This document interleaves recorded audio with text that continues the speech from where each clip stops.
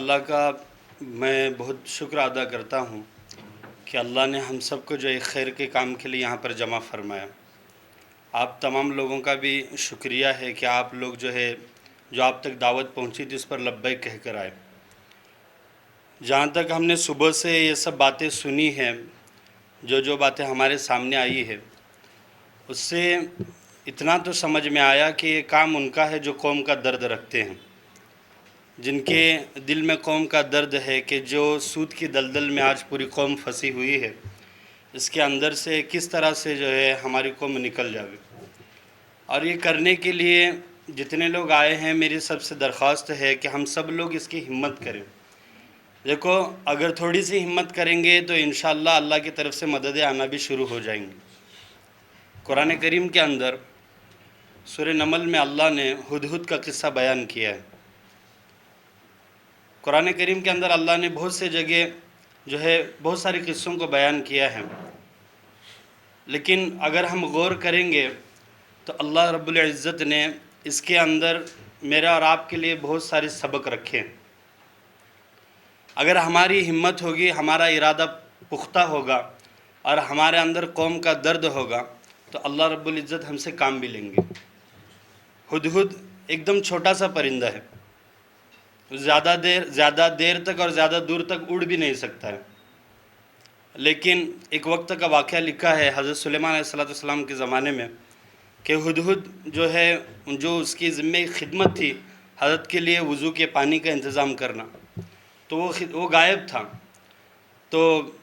لکھا ہے قرآن کریم کے اندر کہ ہدہد جب غائب تھا، حضرت سلیمان علیہ السلام نے اس کے غائب ہونے کی وجہ پوچھی، اور جو لوگ اور جو اس وقت جو مخلوقات وہاں پر تھیں ان کے سامنے یہ کہا کہ میں دیکھ رہا ہوں کہ ہدہد کہیں نظر نہیں آ رہا اور وہ بہت دیر سے یہاں سے غائب ہے۔ اگر وہ آئے گا، واپس آئے گا تو میں اس کو کیا کروں گا، یا اس کو میں سزا دوں گا اور اس کو ذبح کر دوں گا۔ پھر بڑی مدت کے بعد وہ ہدہد پرندہ واپس آیا، تو جب آتے ہی انہوں نے اس کو وجہ پوچھی کہ تم اتنی دیر کہاں غائب تھے، تو اس نے وجہ بتائی کہ میں ایک قوم کے پاس گیا تھا، قوم سبا، جس کے رانی بلقیس ہے، اور اس کے ماتحت میں ایک بہت بڑی قوم ہے جو سورج کی پرستش کرتی ہے، جو اللہ کے علاوہ کے سامنے سجدے کرتی ہیں، اور وہ ان کا درد لے کر آیا حضرت سلیمان علیہ السلام کے پاس۔ تو حضرت سلیمان علیہ السلام نے اس کے ذریعے سے ایک خط ان کے طرف بھیجا کہ اگر تو اپنی بات میں سچا ہے تو ایک خط ان کے پاس لے کر جا، اور پھر وہ کیا جواب دیتے ہیں وہ جواب واپس لے کر آ۔ تو ابھی لاک ڈاؤن سے پہلے میرا وقت لگا، اس کے اندر کچھ عرب ساتھی تھے، جارڈن، فلسطین، یمن کے، تو وہ بتا رہے تھے مجھے، میں نے ان سے پوچھا کہ یمن سے فلسطین تقریباً ہوائی سفر 4000 کلومیٹر کا ہے۔ یہ ہدہد پرندہ 4000 کلومیٹر چلا، وہاں قوم سبا، بلقیس رانی کے ان کے اس قلعے تک پہنچا، واپس آیا، پھر اس کو خط دے کر بھیجا گیا، پھر وہ گیا، پھر وہاں سے واپس آیا، تو تقریباً 16000 کلومیٹر کا اس نے ہوائی سفر کیا۔ اب آپ سمجھ سکتے ہیں کہ ایک چھوٹا سا پرندہ جو زیادہ دیر تک اور زیادہ دور تک اڑ نہیں سکتا ہے، لیکن اس کے ارادے پختے تھے، اس کے اندر قوم کا درد تھا، اس کے اندر ایک جذبہ تھا، اور اس کے اندر ایک اس بات کا درد تھا کہ ایک قوم اللہ کو چھوڑ کر کسی اور کو پوج رہی ہے، اگر ان کو ہدایت مل جائے، یہ جہنم کی آگ سے بچ جاوے تو ان کے اوپر اللہ کی طرف سے ہدایت ان کے زندگیاں بن جائیں گی۔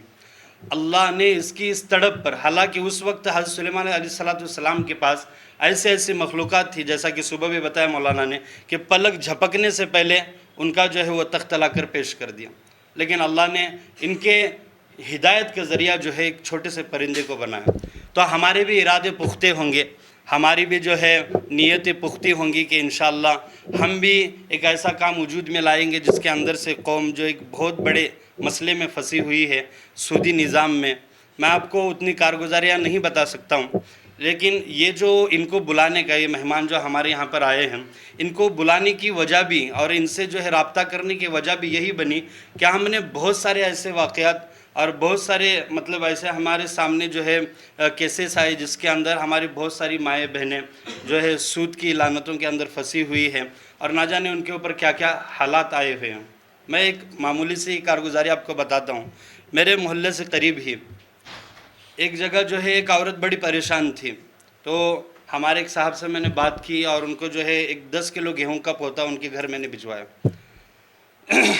شام 1-2 دن کے بعد ان کے پڑوس کی عورت مجھ سے آ کر کہنے لگی مولانا آپ نے ان کی مدد کرنے کی نیت سے دیا لیکن جا کر دیکھو انہوں نے وہ پوتا بیچ دیا, وہ گیہوں کا جو بوریا تھا اس کو بیچ دیا. اب مجھے غصہ آیا کہ میں یہاں قوم کو مطلب بول کر ان کی مجبوریاں پیسے لے رہا ہوں اور ان کا معاملہ ایسا ہے. اب میں جب ان کے پاس جا کر جو ہے ان کو میں ڈانٹنے لگا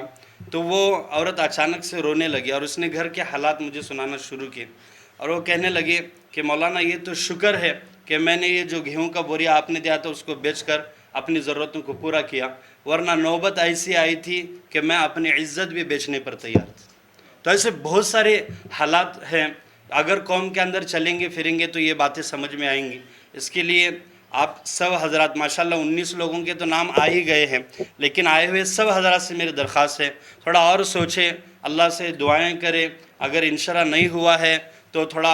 اور بھی سوالات رہیں گے تو جو لوگ اس سے ریلیٹڈ ہیں, جو لوگ اس سے تعلق رکھتے ہیں ان سے معلومات لیں اور انشاءاللہ کوشش کریں جتنے افراد آئے ہیں اتنے افراد اس کام کو انشاءاللہ ہم انجام دیں گے, کریں گے نا انشاءاللہ.